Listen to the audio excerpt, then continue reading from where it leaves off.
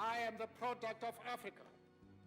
The children are the most valuable treasure. It is our responsibility to nurture our children's potential. They are the future leaders.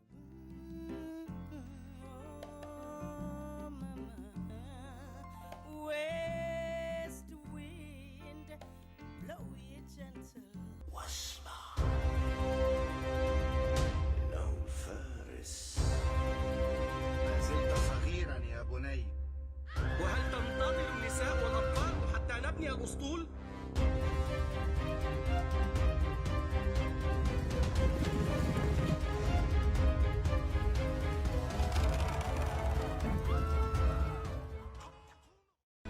The Wild 13. Papa is having them chased across all oceans, but they've always escaped. I finally want to know where I'm from and who I am. Let's go get the Wild 13. That there is a wonderful idea.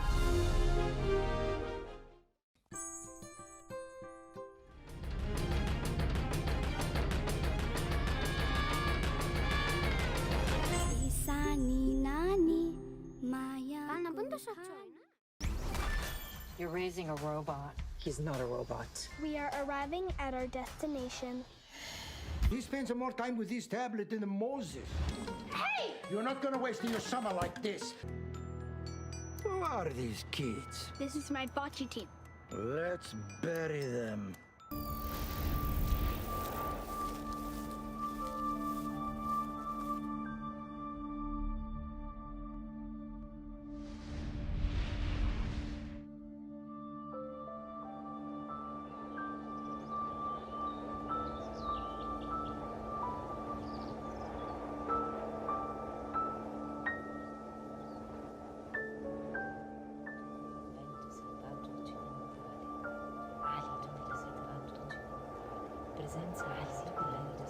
Spirito Santo, presenza inquietante, ti distrugge, protegge, ascoltaci.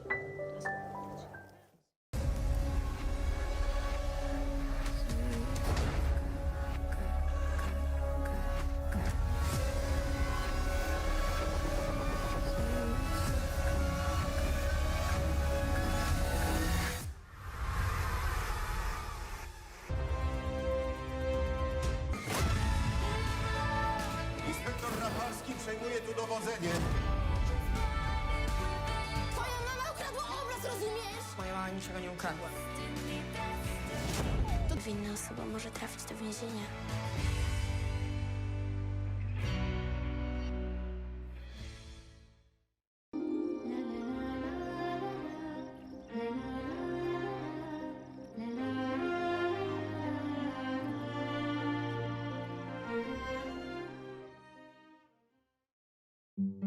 Rise and shine, ilangali balele.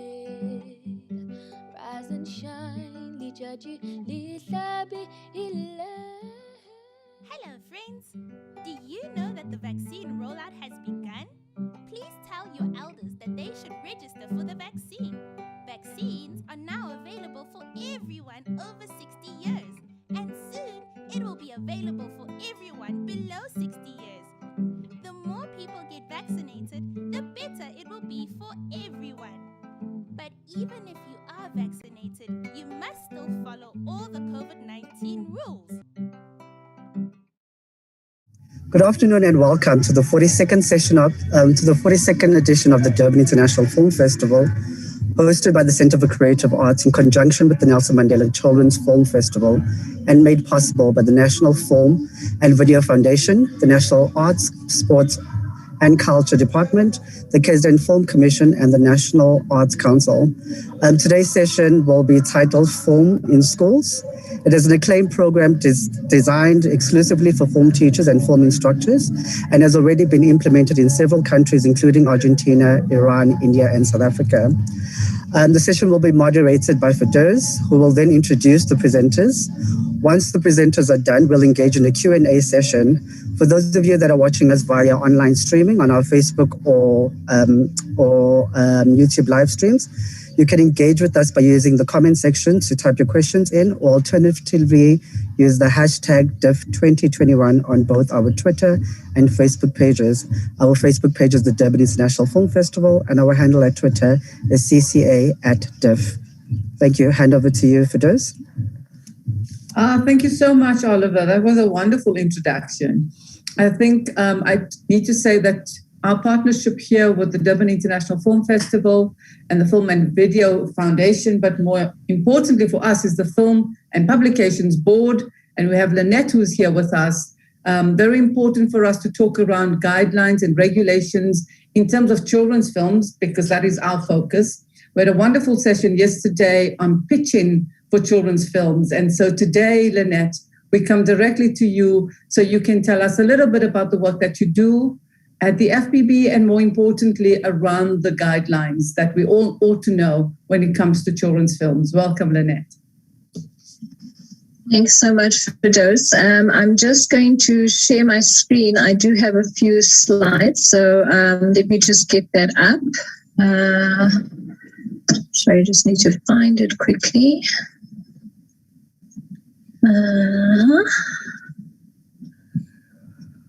1 second, still trying to share. There we are. Okay. Right. So thanks very much for the opportunity, Firdaus. I hope that my slides are visible. I'm just going to expand it a bit. So as Firdaus was saying, I'm from the Film and Publication Board. I'm Lynette Kameneth, and I'm the communications manager there. So what we do is go around and explain to specifically industry, but also the public, on the role that we have in content regulation. So I know you do have a diverse audience, Firdaus, coming from all, around Africa and the world. The Film and Publication Board is a content regulator specifically in South Africa, but we do work with a lot of regulators on the African continent. So I'm just going to kick off by saying that, we are aware that storytelling is so ingrained in who we are as humans, and that storytelling is the way we share our experiences. Firdaus, I think I'm getting a bit of feedback from someone's. Can you hear me? Okay, perfect. I'll carry on. So storytelling is a very important part of what makes us human. It's how we share our experiences, and especially it's how we carry over knowledge and information to a younger generation. So I think this session you're having is very important. How do we use film specifically and storytelling in general to carry information over to children, but more specifically to carry it over in a way that is engaging and entertaining to them, but also is safe for them. And that's where the Film and Publication Board comes in. So I've just got a few quotes up there talking about how elemental storytelling is to human beings, and also the fact that storytelling in that second quote there can change a narrative in a country. It can create unity. It can also restore dignity. So I think those are very important elements of what a filmmaker does when he or she is telling their stories specifically to a younger audience. So just to come a bit to our mandate at the Film and Publication Board, as I was saying, we're a regulator, so a government entity, and our role is basically to keep children and especially vulnerable members of society safe. So when they're watching a film or when they're interacting with a game, which is what we regulate, films and games, that they can do so in a way that doesn't traumatize them as children. Also things like for older viewers, that we don't, for example, if I can make an example of gender-based violence within our society, so that we don't re-traumatize victims or survivors.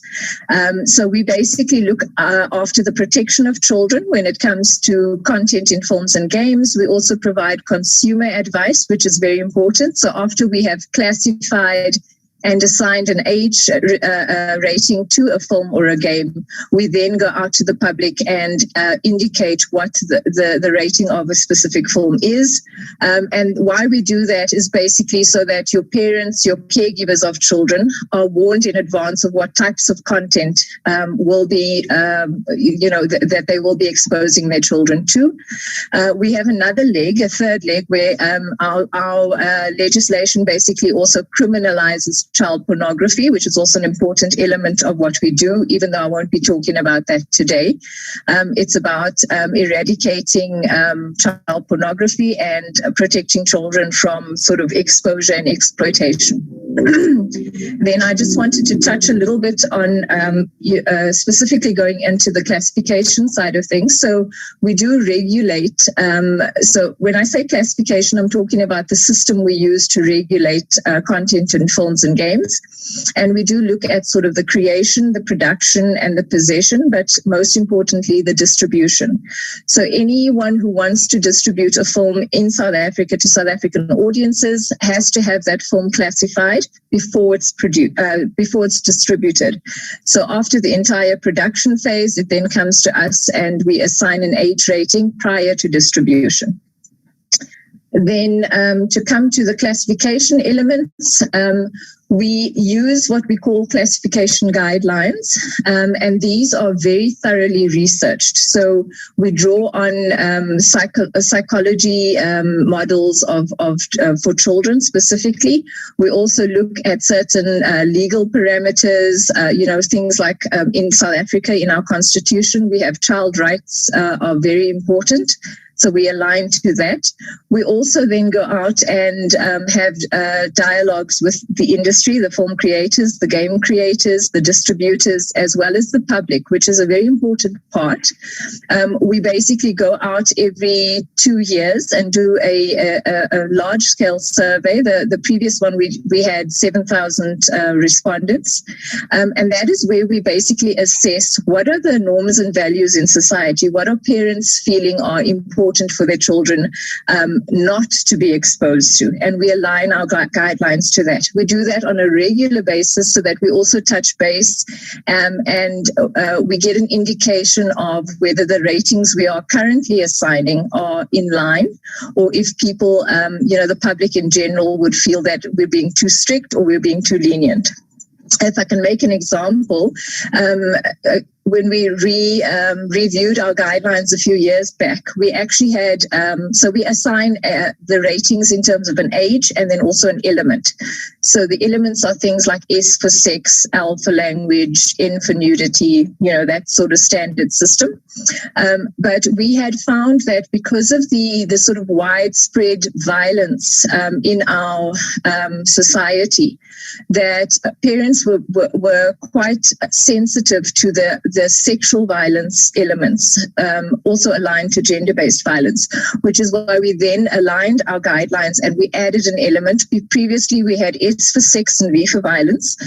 We then added one with an SV, which is sexual violence, right? So a parent would then immediately know that this film is rated at this age, but it also contains elements of sexual violence in it. And that's just an example of how we try and stay in touch with what's happening in society. So we've been around for more than 20 years. Prior to the Film and Publication Board in its current form, in the sort of pre-democracy apartheid era, we had a different body that would also censor. So one of the things we try and communicate quite clearly is that we're not a censorship board. We don't cut things out of films. We don't ban films in most cases, unless it very clearly violates the Constitution of South Africa, which would be things like hate speech, incitement to violence, those sorts of destabilizing elements. Then we also do a lot of data collection. So we have trends analysis that we do, and I want to share at the end of the presentation just 2 elements that I thought your audience might find interesting. So in terms of our process, just to give a very high level idea of how we do things. So a distributor would register with us as a distributor, legal distributor in South Africa.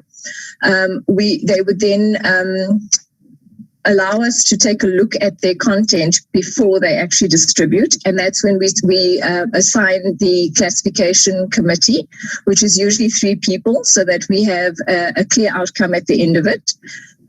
They view the material and they use these very strict classification guidelines to assign an age rating to it.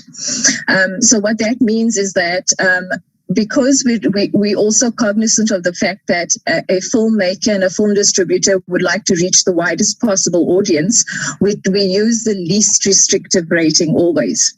That process is then also quality assured, and then that's when the decision, the age rating and the classification elements are basically communicated to your distributor.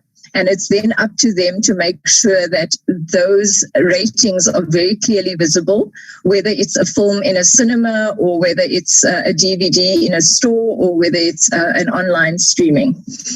And that's the end of the classification process. However, should a distributor not be happy with the rating that's assigned, we also do have a secondary process where we have an appeals tribunal, and they then also review. And this is a impartially appointed appeals tribunal as well. So that's just in terms of our process, very briefly.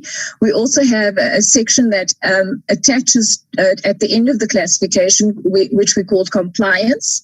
And this is where we have teams that go out and make sure that the distributors are actually that they are only showing films that are, or selling films that have been classified, and that they are, the age ratings are visible. So just to unpack some of the age ratings, specifically the ones related to films in schools, we have an A age rating, which means that it's suitable for all ages. We also then attach a PG to some of the other ratings, where we're basically saying that the type of content that's in the film is maybe not all ages. It's not free from like all violence and that sort of thing, but it is of an educational value if a parent is with the child in order to explain things and put it into context. We then have a 7 to 9 age rating, which can then also have a PG attached to it. We have 10 to 12, and I'm not going to go through all these details for those, but we will be having a session on Friday with the F Show and Nelson Mandela Children's Film Festival on Facebook Live. If people want more details on this, we will be unpacking it in a lot more detail. The sort of children's area ends on the 16 age rating, and this is then content that a 16-year-old can comfortably watch without being traumatized, without being exposed to, for example, what we call imitative techniques, where things like drug use and that sort of thing.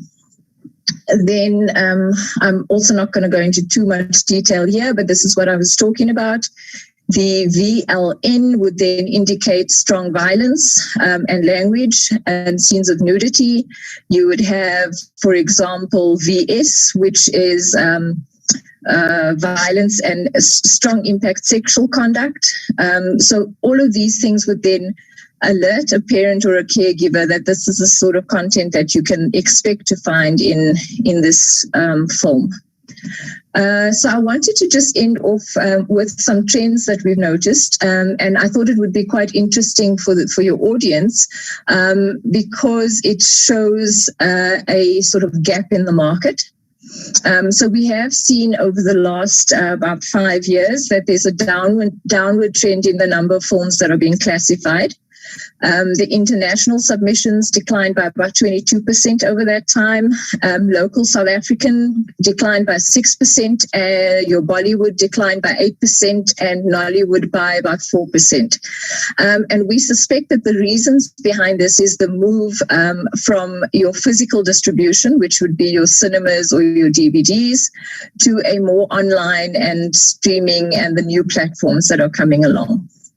I then also just wanted to indicate to you the trends in terms of the age ratings. So you'll see there's a very big spike in your 10, 13, 16-year-olds, but very little content for your 10-year-olds, your 7 to 9 especially.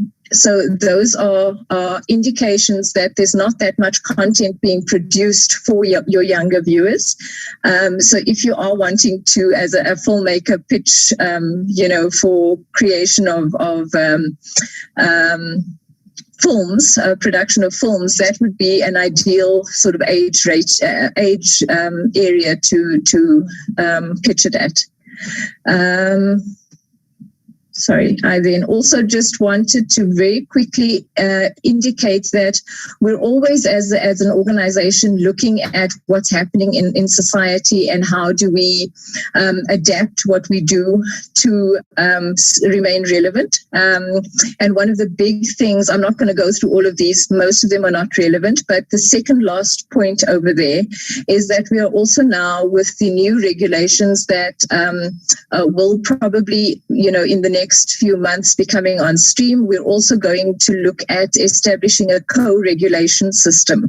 And this sort of also allows a little bit more flexibility in terms of, being able to classify. And it specifically looks at accrediting systems, classification bodies and systems in other parts of the continent or the world, where they use a slightly different but closely aligned system, so that we are also using that as a means to make the process a little bit smoother and faster. And that was all I had for you, Firdaus. Thank you very much. Thank you, Lynette. Lots of detail, lots of information, and definitely important for all of us.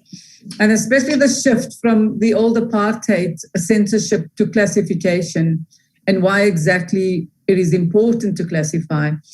Justine will talk a little bit about that later when we ask her questions around distribution, because that's also something that she does. But I'm going to go to Professor Dragan, who has his slides, and as soon as he's got his slides ready.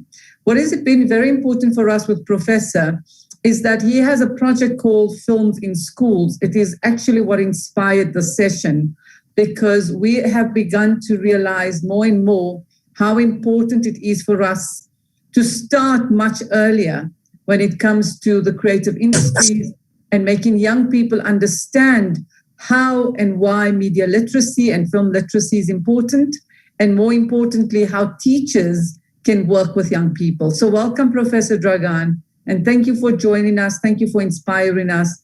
And thank you for being part of the session. You can unmute yourself and welcome.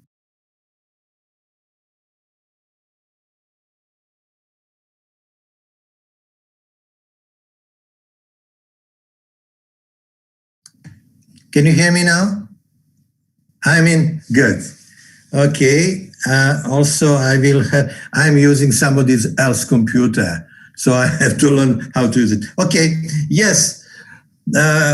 It's a several years old project, and it's about our duty to start to teach about media literacy as early as possible. The best place are the schools. That's the place where children are spending most time. Is it moving? Can you see my presentation? No. We can, yes, it's moving now. It's moving now, good. Yeah. Okay, so I'll try to shorten a bit because it's much longer than we have time now. So those who are interested in, they can download, they can contact me, and I will send my presentation and some other material. In fact, I am very grateful to Lynette. What I learned, it's positive and it's necessary. But anyway, we need to start to educate educators. There is no university, there is no faculty. In fact, there are just a few universities having special seminars for media teachers. And every school in every country, in every city, need a specialist. Those who are somehow contaminated by art, by media, and able to understand children's psychology. In fact, in this 21st century, students come to the school with skills, informations, and prior knowledge that were never available to earlier generations. And preparing teachers for working with students who have thousands of screens time, mastered dozens of video games before kindergarten, and become masters of smartphones is a big, enormous challenge to many structures to support the preparation of teachers and leaders for both a regular education system and informal community-based programs. In this project, it's a proposal how to do that in practice. We are in position to suggest to everybody, or everyone, every local and state government to introduce finally media education, film education into the schools as a part of curriculum. Without that, I'm afraid that we will be late another 50 years, as we are now. Please, dear colleagues, dear friends, have in mind that we are privileged in big cities, having festivals, having artists, having media, active media. What about children outside of big cities? What about children in provinces, in small villages, without possibility to see and to understand? What about development of criteria? In this project, we are talking about possibility to start a new process in the schools itself. How to do that? I'll talk about that a bit later on. Now we can be very quick with this. Everyone present today with us understand the power of the picture civilization. But children are not the same as we are. Children have their special needs. They have their special psychology. In many cases, we don't understand them. In many cases, we are not able to understand them. And there is this big gap in families between parents and children, between elder children, sister and cousins, and younger one, because they are somehow under a kind of media saturation. They are offered with so many different platforms, with so many different screens. They don't know how to use them effectively, how to become somehow master of those devices, not be the slave of them. Firstly, we need to know that good teaching is coming from good teachers. Do we have good teachers everywhere? Yes, of course, we have excellent teachers, but not in schools, not in every school what is necessary. It means deploying film in schools is our necessity. And there is a very easy and very approachable way to do that. Very simple. I'm trying to demystify. I'm not using now academic language.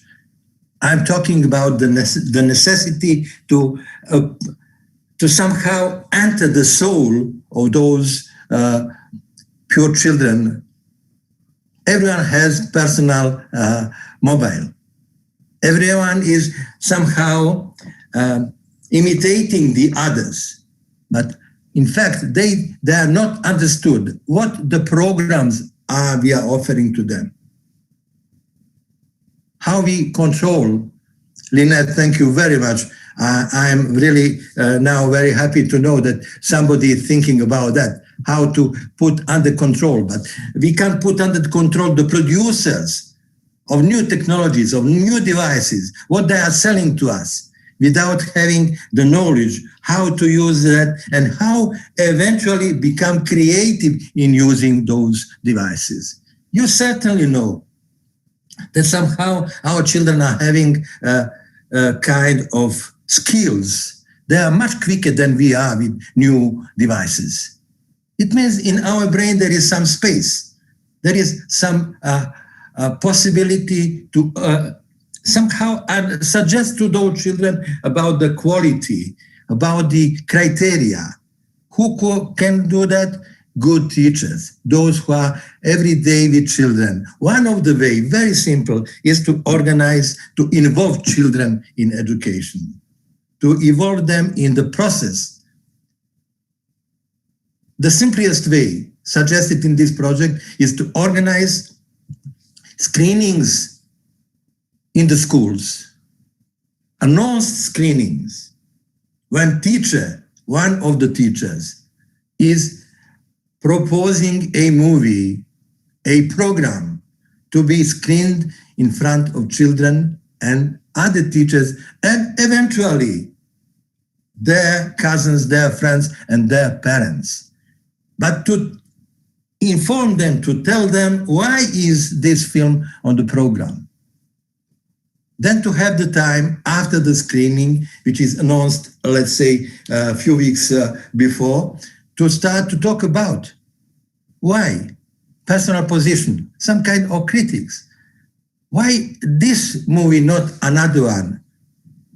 And then in the third phase, maybe to invite filmmakers, actors, directors, participate to demystify this process. So children, pupils, students will understand better. They will be in position to socialize the thing which is strictly private, in the pocket. Their mobile phone will become some kind of communication possibility. Different kind, not one by one. As we know, quality of movies, of television programs are not satisfied. Mostly not. We don't understand how children react of them. And children are changing. Every generation is different. Every class is different. That's why school format as media education is necessary. Watching the films from the school bench is different approach. We know very good that children don't like to read. They are reading differently. They are reading from the picture. This is more eloquent and more appropriate to them. Don't bring them War and Peace.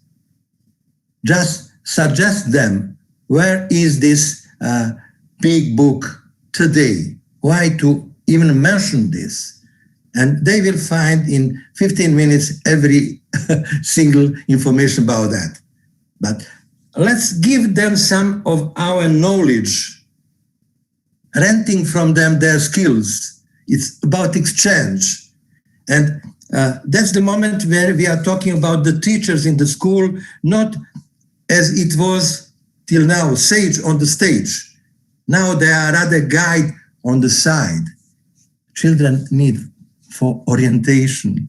They need us. They need us to approach them on the equal way, to pay respect to them and to involve them in our activities.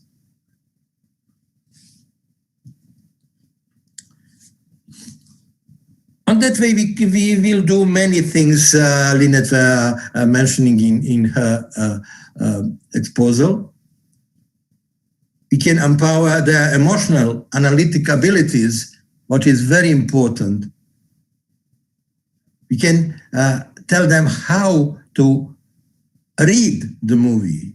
Finally, let's talk on a right way that we are talking about new language. It's like Chinese. Media language is new language with the grammar. Nobody's teaching children what is it about, how to understand. What is the preparation of the movie? What is the realization? What is distribution? Why this movie is on this program? Why children are suggested to see that, not another thing? We are somehow underestimating their capacity to understand and to accept, and they are accepting. In several countries, we have excellent results in the schools, because we have teachers. We have qualified teachers. We have those who know how to approach. It's not process of 1 year.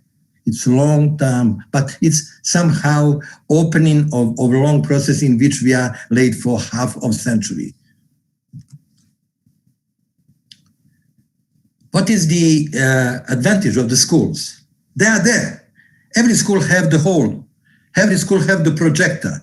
And every school have at least 1 or 2 or 3 potential teacher who will pass some kind of seminar or workshops, then become a real teacher, and to propose programs inside of existing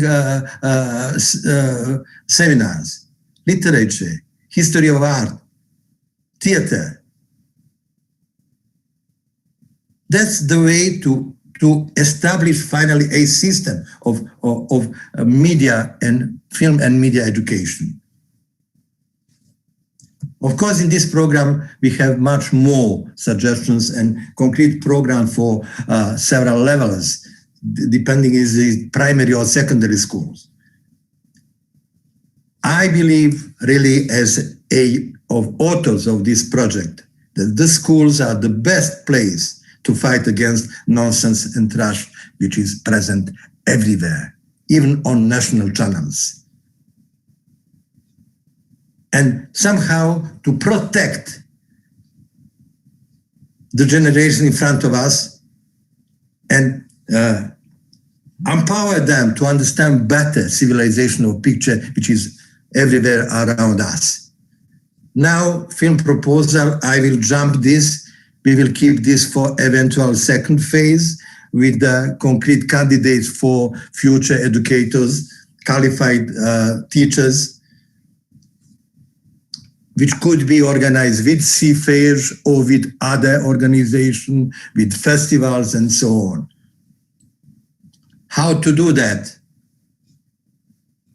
There are always, as I told, those who are somehow interested and already qualified in some way, because they are already in film industry or on theater, or in art, or in history, literature. Those who understand somehow importance how to become the qualified citizen, effective citizen on 21st century. Well, let's see on the end where we are. As I told, we need good teachers because good teaching is coming from good teachers. We have not enough of them. We have to somehow to participate in formation in new by the festivals, but the best is by the schools. School is the best place to have a global approach to this very, very complicated and very important question we are talking about today.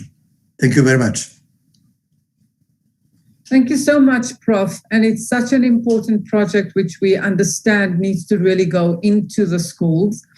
We hope that some of the teachers that are watching us and have supported through emails that they wanted to be part of this program, I'm hoping that the Film and Publications Board, the FPB, would also see it as an opportunity, particularly as we look at classification, ratings for children's content.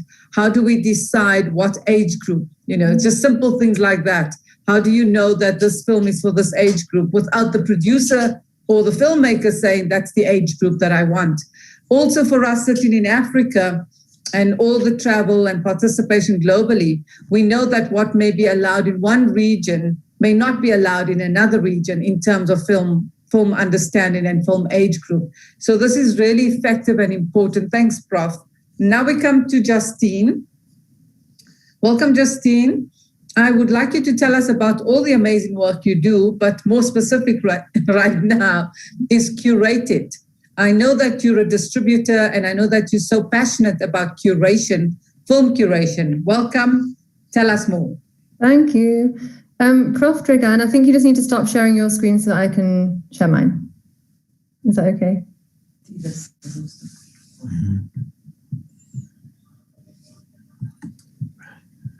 So, Prof, you will say... Yes, yeah. Just a second. Thank you. Okay. It should just be at the top in the middle. Yes, you can. Okay, cool. Great. Yeah. Thank you. Okay, yeah, so I'm Justine Atkinson. I'm from IO Films, which is a distribution company. And I guess it's also moving into film education and training, which is what I'm going to be talking about today. So we've just created a new app called Curate It, which is basically a step-by-step program that tells participants all they need to know for putting on a film screening, a screening event, a film series or a film festival, or any configurations of film exhibition. And it's basically been designed to ensure that knowledge of film curation is accessible in a digital space.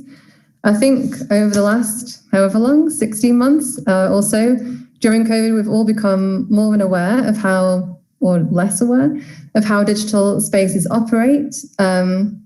It's like we have now, it can foster connections across geographical borders. It allows for greater access to knowledge and opportunities to communicate across borders. I've definitely sat in more Zoom calls and had more access to panel discussions and stuff than I ever did in the past. And it also allows for more connections, a greater shared identity.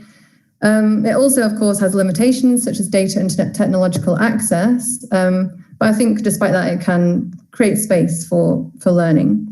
And that's what, we sort of use Curate It to fill the gap on learning about film exhibition.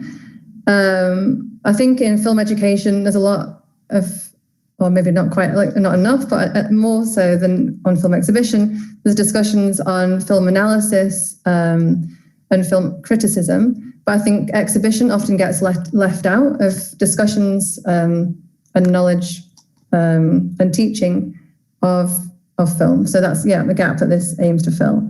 And I guess for teachers, it can be used in the classroom. They could, I'll go through the app now and how it works. So they could use it in the classroom and take students through the processes of learning about films and putting on an event.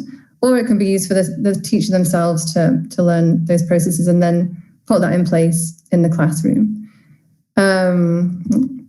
So basically, it consists of 8 different steps.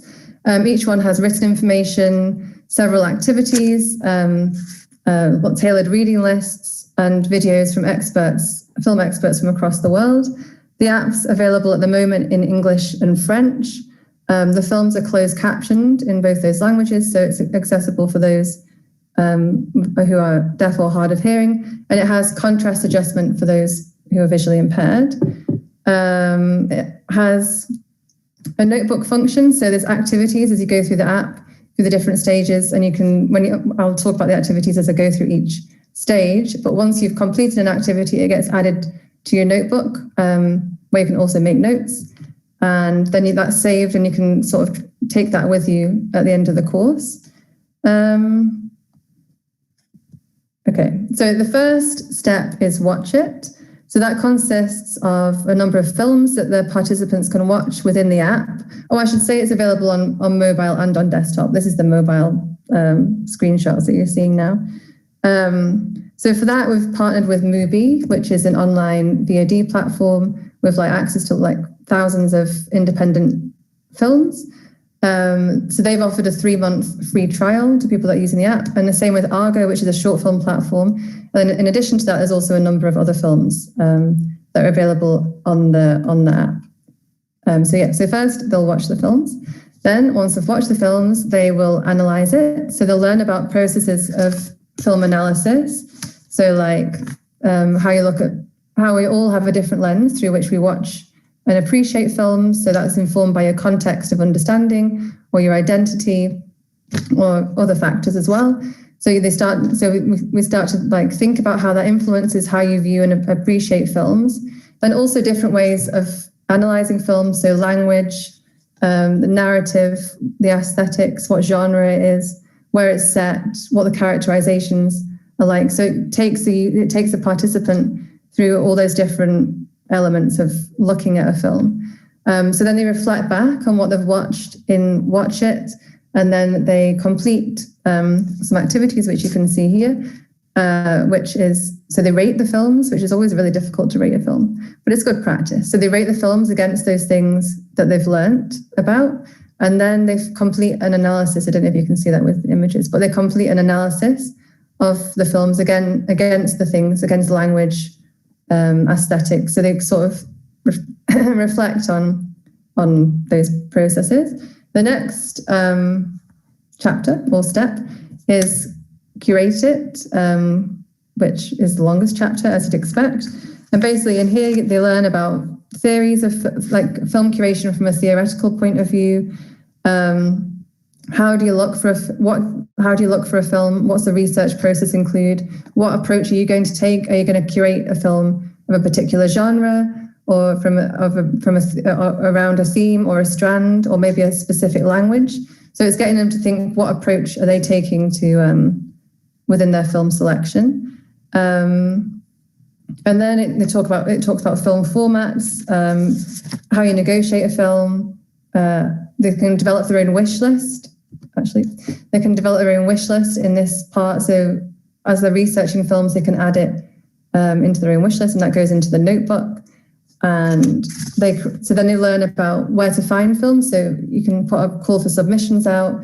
You can look at other film festivals, research online, like through social media and stuff. So looking at how you research, how you find films. So you can also write your own call for submissions in that bit.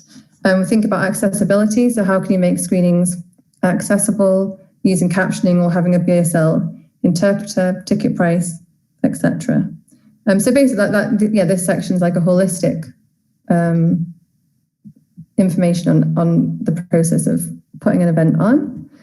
Finance it. You learn about budgeting and where to look for funding. So it explains how to look for corporate sponsorship, public funding, how to look for funding from NGOs or trusts, and thinking about what they might look for, and also whether it aligns with your own idea for an event. So then you think about different funding criteria that the funder might look at. So artistic and creative quality of the project, the track record of the person applying, the creative pitch. So just to get it in the mind of what, when you approach a funder, what they might be looking for. And then there's an example budget, and then they can create their own budget based on what they have, or it can just be fictional. The next step is market it. So thinking about audiences, which is also covered in curate it, because obviously audiences are, you have to have that in your head all the way through the film curation process. So looking at what marketing is, thinking about different kinds of audiences you can attract, and they can enter that into their notebook. They think about how to make a press release, what's included in a press release, and then create their own based on their events, how to write a synopsis, what you might find in a synopsis, and then again, creating their own. The third to last, anyway. Section is execute it, which is basically like thinking about all the different elements you need to put your event in place.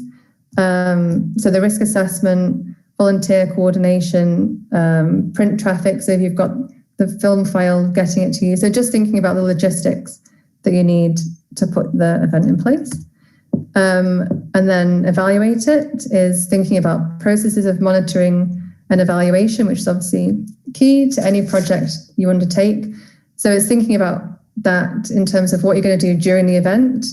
So maybe feedback forms from audiences, photography, various other things, and then how they'll implement that in a report at the end. So there's an example report, and then they can create their own, which again is added to the notebook.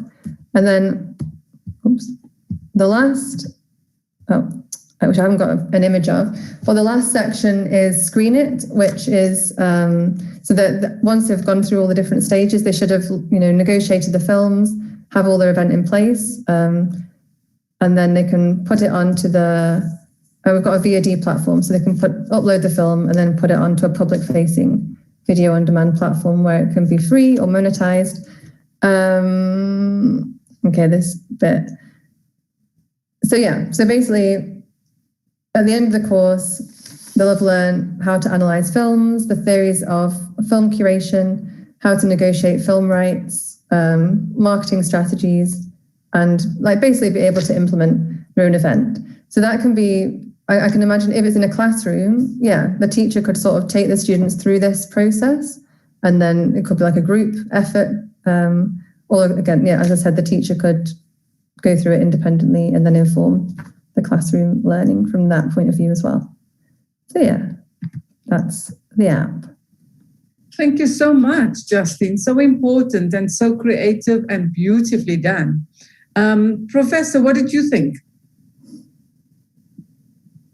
You're on mute, eh? Unmute yourself. Prof, unmute yourself.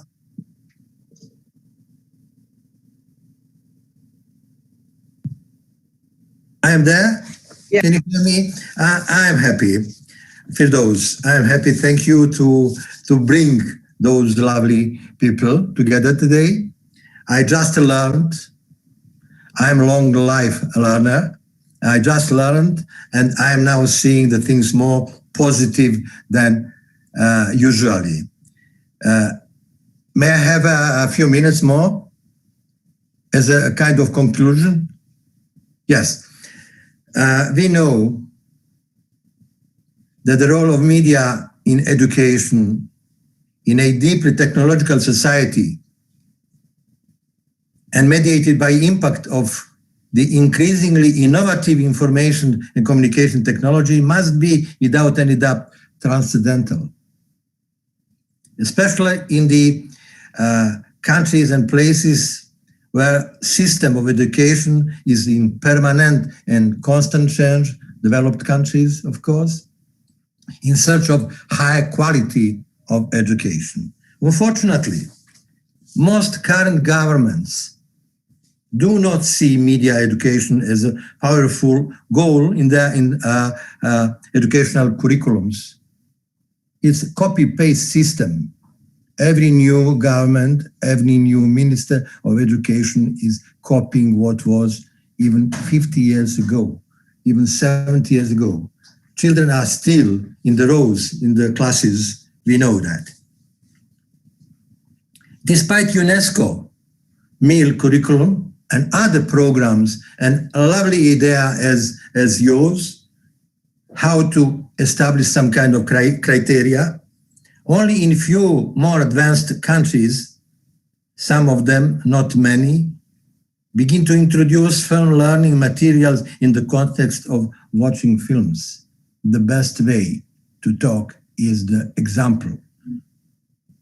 And those who do it in the field of,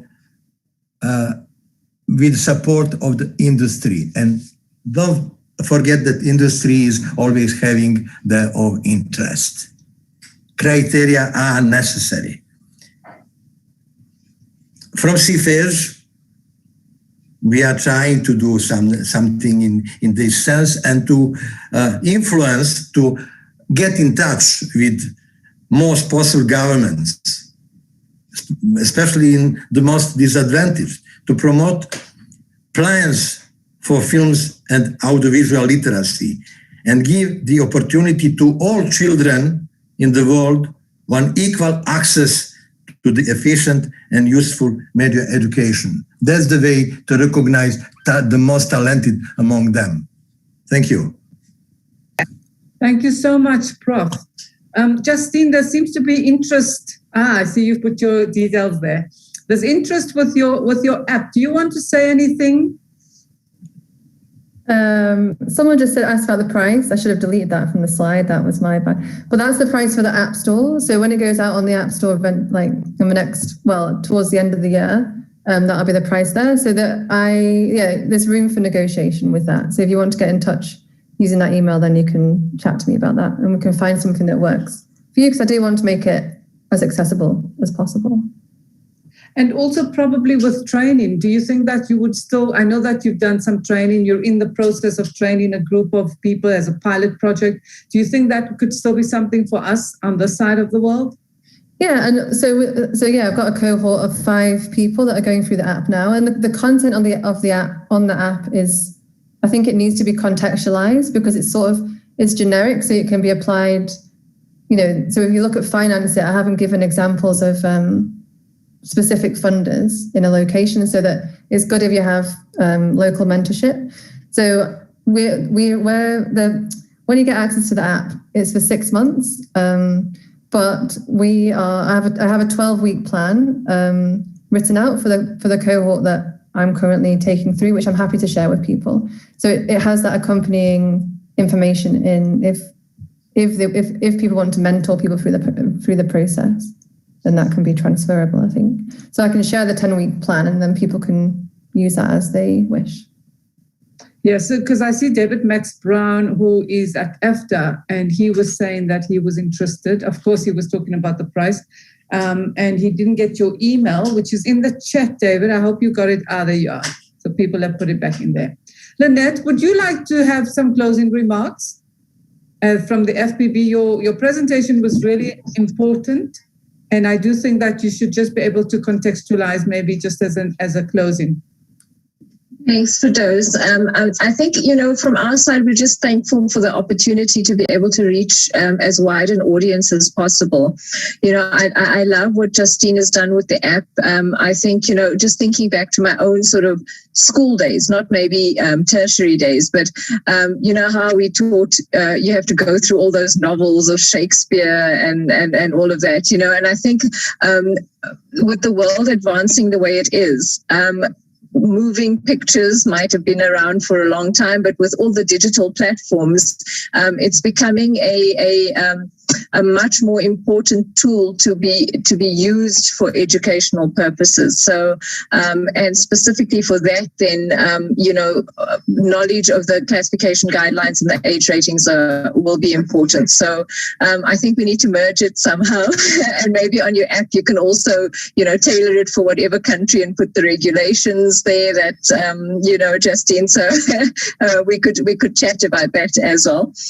But yeah, just thanks for the opportunity for those and to be able to even if it was on a high level, give some details on what we do. And I think I've tried to punt a number of times now that we are available also on Friday. So we'll go into a lot more detail. I know there were questions on exactly how do we do it, and my colleague will definitely be going into more detail on that. Yeah. Thank you, Lynette. So what was important for us from the Nelson Mandela Children's Film Festival point of view was definitely to look at films in schools as a project, which we think is important around media literacy and film literacy, but then to find exciting ways of doing it, which is what Justine brings us, which is such a new, so innovative. It's using an app, it's in your hand. It's what everybody wants to do because they kind of think, oh, I can do that. When you talk about school, I'm thinking about people who used to do the newsletter or the newspaper at school. Now you're putting together a film festival, and how exciting. But how exciting that you could have a tool that you could use that takes you through the steps, which really, Justine, I have to say, was just phenomenal. It's wonderful. Having seen the idea to see the finished product, it's just phenomenal, wonderful, really. And then, Professor, I think what we want to do, this is about the third time that we're talking about your project. We've been talking about it since we started with the Nelson Mandela Children's Film Festival in 2018, where we were really celebrating and commemorating Tata Madiba's centennial, his 100 years. And we will continue to do this because I think it's these little Madibas that we are trying to create. so that young people begin to see why it is important for them to be much more proactive, and the idea of activism that is so important, but within the creative industries as well, as filmmakers, as storytellers. And then, Lynette, understanding what those guidelines are. What is the classification? Why is it important that you do not talk about certain things to a certain age group and you wait for them to grow up so that they're emotionally ready? You know, they might look ready, but we understand the challenges around those emotions. And therefore, particularly, you know, the promo that you have, the 1.5 minute that just says, you know, well, this is what it does to them when they go and dream and when they think and when they're afraid. I think, you know, so cleverly put, so that we as parents, as adults, as teachers, as people working in the sector can understand how important it is to ensure that things are age appropriate. And we see this all the time as people in the sector. You notice when children think it's a fun thing to watch a film that's not for their age group, and parents not understanding why actually it shouldn't be done that way. So we've come to the end of the session. It went so quickly. But I want to thank you so much for being so succinct and so clear, and that hopefully the audience will get in touch with us through the Durban Film Festival, through the Nelson Mandela Children's Film Festival. We are online. Everything is live streamed. The good thing is that you can always go back to those platforms. You can go back to Facebook and you can find this conversation that we had. So it is there for a long, long time. If you've missed anything, you can go back there. I want to thank Jackie Motsepe, who is from the KwaZulu-Natal Film Commission, who asked those questions, the initial question, and David Max Brown, who is a wonderful producer and many people know of his work. And he's now at AFTA, which is so important, now getting the next generation of filmmakers together. Thank you, everybody. Thank you, Oliver. Do you want to do a final closing, if you are still there with us? And I want to thank Bash and Rudy for the technical support.